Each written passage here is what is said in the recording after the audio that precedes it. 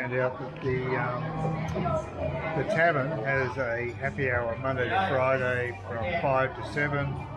60,000 for Tiger, you get 2 for the price of 1. So that's okay. That's not bad. Pretty standard, I guess. So yeah, looks nice enough looking pub. Actually quite a few people here. I'm quite surprised considering it, well, it's open on the public holiday, so maybe number 5 bar is open tonight, but without the transport it's a hassle. So I can't use Grab to get there and back. It's a pain. So I'll wait for tomorrow and hopefully that'll get sorted and go to get some SIM card. I'm thinking for a second that they've got social distancing at the bar because they've got one person. There's like a space between each person, but then around there they've got a couple next to one another. So I don't know.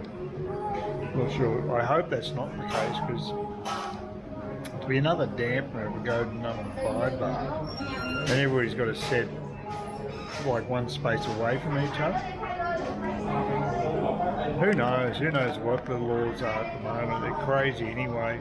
People having to wear masks walking outside is pretty insane. So anyway, yeah, patrons aren't exactly mixing here apart from the ones that know each other already, which is not what I call a great bar. That's my impression anyway, it's the main bar. It's a decent main bar, but if people are all distanced from one another. I got the money back that I expected. I gave them 100,000 at that place, the tavern, and I got 40 back, so that was okay. We fell on my ass when I left the place and tripped on a slight. This is just a slight change in the height of the bricks as you walk out, so it's not good, but you've got to be careful over here. Occupational health and safety is not a big priority. But anyway, no, it was a boring look. I mean, it was a fairly boring experience compared to being at number 5 bar. One of the girls was wearing a full face mask behind the bar, which is not great in my opinion. I hope that's not the case at number 5 bar because I mean it's all part of the mix that you have attractive girls there, and if you can't see their faces, that's not great. It's not great, but I'd say 50% of the girls there didn't have masks, but there were a percentage that did. So, and like I said, 60,000 is quite reasonable for a couple of draft beers. No complaints there. And it was fast service, but there was no life amongst the patrons, and that was a bit of a worry. You get more interaction in a place like number 5 bar. It's a more lively place. So it may be a bad night. It's a public holiday night, so maybe I shouldn't judge it, but that's my impression. So there you go. So and I think it's more a locals bar here. Just going through this freebie meal that the manager of this place offered me because she was guilty I didn't have a balcony room, which I wanted. And she's also given me a SIM card, a Viatel SIM card, which is the best one you can get. Apparently unlimited data. The lovely girl from downstairs just put it in for me. I wasn't able to keep my original SIM, even though this particular mobile's supposed to take 2 SIM cards, but I don't know how because she couldn't work out how to put my original SIM back in, so I'll just have to do that when I get home, have to swap them across. So that's okay, no big deal. But I'll just get into this food straight away because it's already getting a bit cold. She must have held it for a while. And she gave me 2 options. I couldn't understand either of them. She's given me sort of like the European option, which is, she gave me some chili sauce. I put that on, so it's pretty damn hot. So seeing I'm not going to number 5 bar tonight, I'll indulge myself with a hot meal tonight. It's a good thing I didn't go a hunt for food today, but she's been great. You know, this is a public holiday and everything's shut. So I don't know how she got that Viatel card, but that's fantastic. So I'm really happy. So in spite of the fact I haven't got my balcony I wanted, she's tried to make up for it as best she could. So that's good. It's all someone can do after all, isn't it? How wide this damn road is, it's amazing. I've actually gone back to my old stomping ground. I just cannot find the Banh Mi's there. Someone's got to be selling them, but the one I was really looking for doesn't seem to be there. Either they're shut today because it's a public holiday. That's a possibility, I guess. Oh, made it pretty quickly actually. It's about 9 o'clock, it's still a bit warm. Not as bad as yesterday, but warm-ish. Yeah, Google's out of date, I think, because the reviews for that place are a year old, and that would indicate to me that fair chance it's finished. It's not in operation now. But I might check it out again.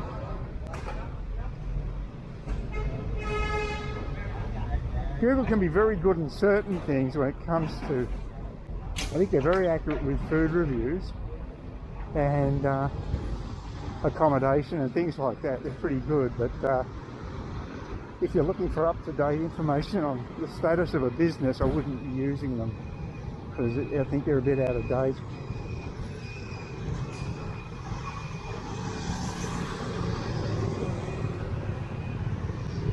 Well, I know where to get my cafe sewer here too. Gee, I would have thought where I'm staying there'd be some options. It's just crazy. Because there's supposed to be one over my side, but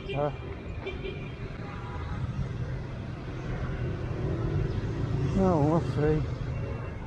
There it is, that's where I want to be. So at least they're still going. They're a franchise, they haven't gone out of business. Surprisingly, the price has gone up of that particular product. The Banh Mi Opla was 30,000 dong and now it's 35, so in a space of about 3 years I think it's probably gone up in the order of around 15%. So that's a bit of inflation, and I guess it's just going to get worse with all the crap we're having to put up with these days internationally. At least I know where I'm going around here. I can know where I can actually find stuff. It's just crazy with well, this must be what these they've got them on the signs, so they've got a D number, and this must be just local buses or something. There's no timetable. They'd never give you one of those. Oh, there you go, D2. That's D2. So that just takes you around the area. I'm not sure if it's free. It probably isn't, but it'd be very cheap. Now, there's a road just down that runs across here where I can get my coffee. What are they doing? That might be where I had the really bad Farbo when I first got into this in District 3 or District 7 about 3 years ago. There's one place around here I had some Farbo and it was horrible. One of the worst I think I've had. Worse than Pho 24. Pho 24 had some greens, not many, but it had some. Yeah, hopefully these coffee places are still going just before the main road. Trying to remember where they were. So we're in the southern part of District 7. So you don't see any street vendors in this part of the world. Now, I don't know if it's where the Circle K is. It might be. I don't want to. That could be it there. I might just give it a go. Yeah, that's a really good place. They're still there, and they've only gone up marginally from about 15,000, I think, when I was last there for Cafe Sewer, now to 18,000. So that's quite reasonable. And I think it's the same ladies working there, so that's nice to see a bit of continuity. And they're always good value. I should actually drink there one of the tables, because then you'll get your tea as well. You get Chinese tea as a freebie. So better than doing takeaway. So I'll probably do that some stage. So at least I know where I'm going around here. This hasn't changed. Probably means that Banh Mi now is about 20,000 dong rather than 15 on the street, because that franchise has always been more expensive. The bread's very good, the ingredients are very good. Whether it's worth the extra money, well, that's debatable, but it's certainly a good Banh Mi. So we'll see how we go. I mean, you know, when I'm talking about the cost of it, we're talking slightly more than $2 Australian, so it's hardly going to break the bank. And this road is a real bear. It really divides this little suburb. Real traffic sewer. And this is still a public holiday, remember, so the traffic will be even worse tomorrow. Well, I've devoured my first Banh Mi opla for the trip, and it was great. It's I just forgotten how good Vietnamese food can be until I hoed into one of those. They're not cheap, but they do always have fresh bread, with a crispy sort of bread, and the telltale sign that it's a Vietnamese food product is all that red that's saturated into the bread, and that is the chili sauce. So it's got a kick to it, and I've got a slight numbness around my my mouth at the moment. Absolutely delicious, and I know I'll be paying for it in a few hours, maybe sooner, but I don't care. I just love it so much, and I have the same stuff with my phar bo as well. I always have chili sauce. It really does give it a kick that I like. So, but you know, like most things in life, it's you know, there's costs and benefits, and certainly the benefits now, the taste, the aftertaste is fantastic.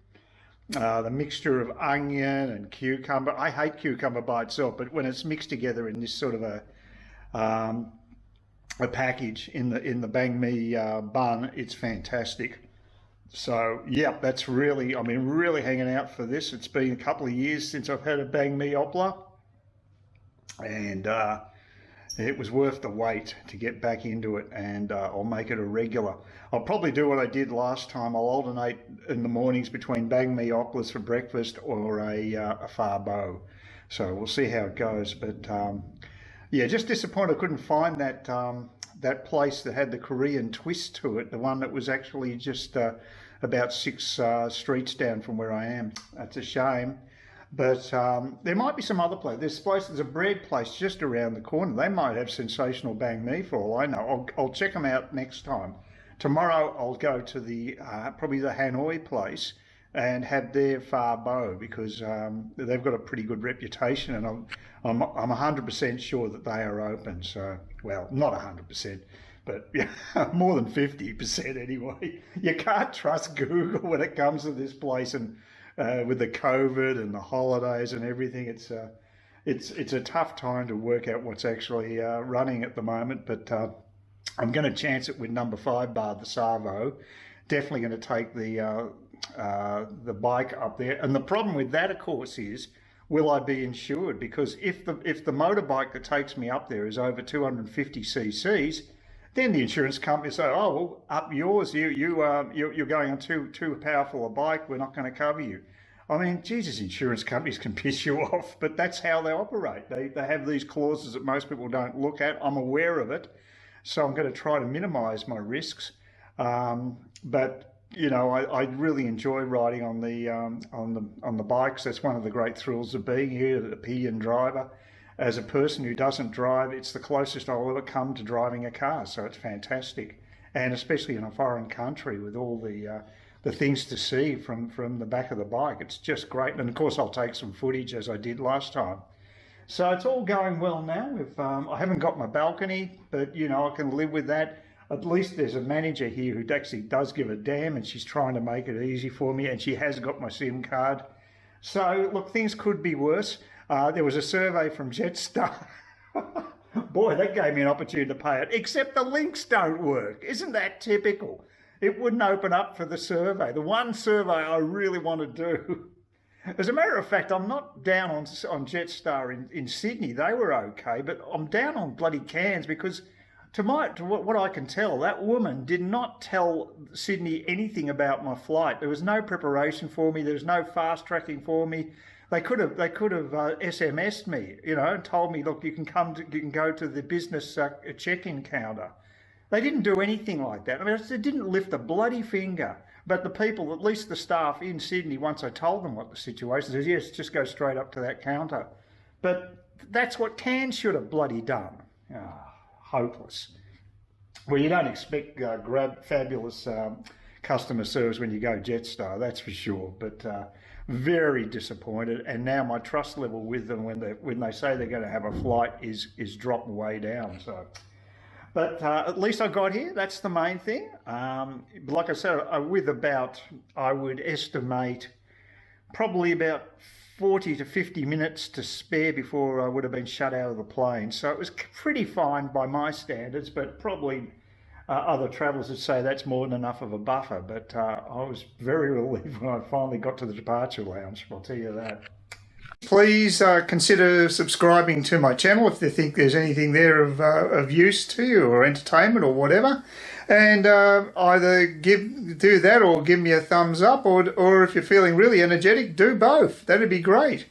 But please don't ignore me. That's the worst thing you can do on YouTube, is be ignored.